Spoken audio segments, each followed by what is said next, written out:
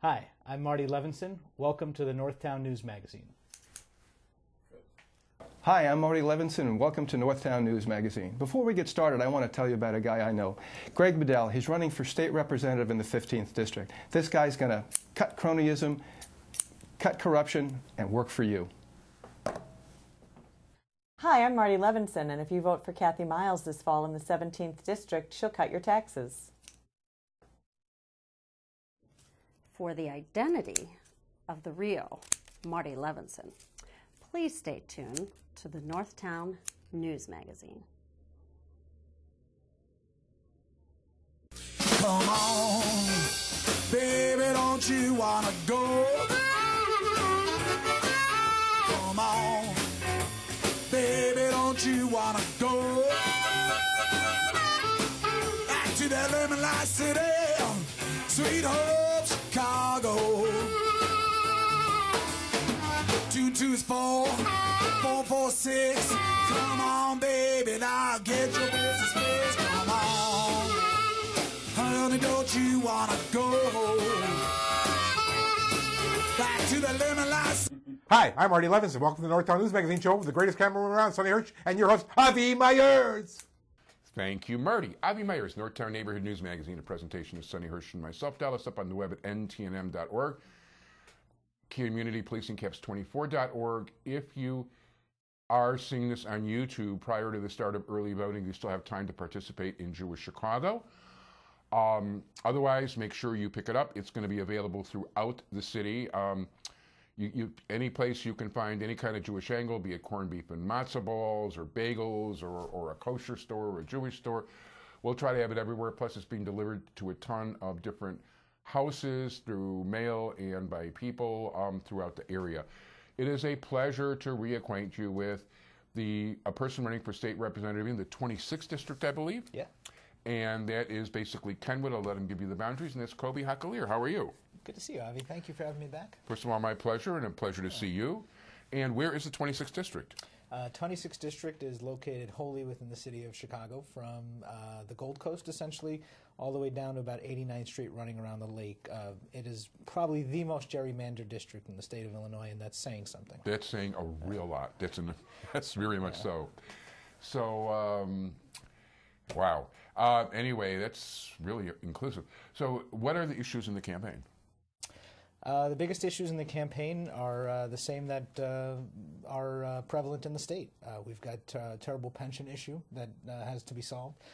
In my district specifically, we've got rampant gang violence, we've got bad schools, we've got lack of employment opportunities, and the issues that we are a microcosm for the rest of the state of Illinois, except we probably have a higher crime rate, unfortunately.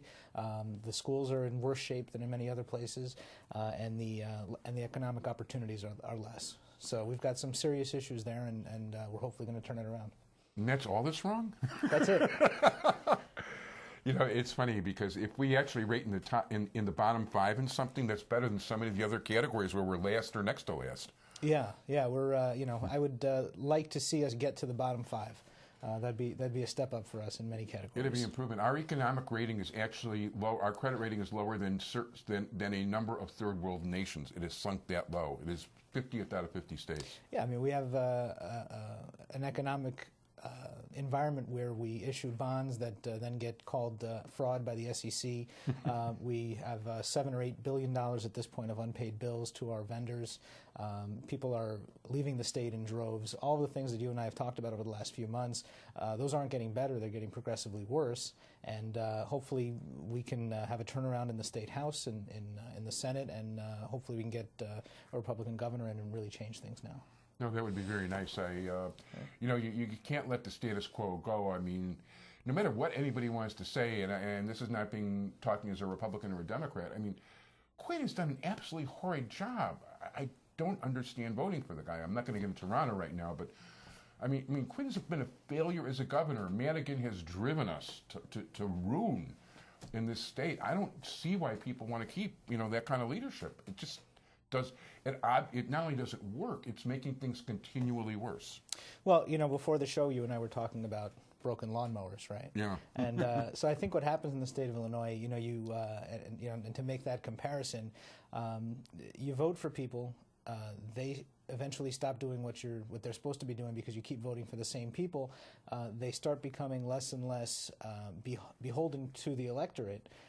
So they either become corrupt at worst or insignificant at best. And after a while, you just start to realize, just like your broken lawnmower, I'm never going to get a lawnmower that works anyway. I might as well keep the broken one that I have in the garage because I'm just going to break the new one. And then you stop caring about lawnmowers completely. So not to get too far off the track with that, but what happens is we have people in office in the state of Illinois who aren't doing their jobs, who don't answer to the constituents, who don't answer to the voters. They answer to their party bosses. And that's the reason we have the malfeasance that we have right now. And that's the reason we're in the shape we're in. No, there's no question about it. And, people, if everybody actually woke up all at the same time, most of the people, real people don't like the way the state is running, not at all. And they just kind of feel defeated, but they really got to pick themselves up and vote. And if they pick themselves up and vote, I mean, the power is in the people. And when you've got such a small percentage of people deciding who gets in, it's important to get the spirit up to do something about it. I hate when people complain, and I ask them, are you registered to vote? Do you vote? And they go, no. And that boils down everything from state rep to the judges, all the races. It's just so important. It's your platform, though. We've got a couple more minutes. First of all, give people your website so we don't cut it off later. Friendsofcoby.com, C-O-B-Y. C-O-B-Y, not K-O-B-E, which is...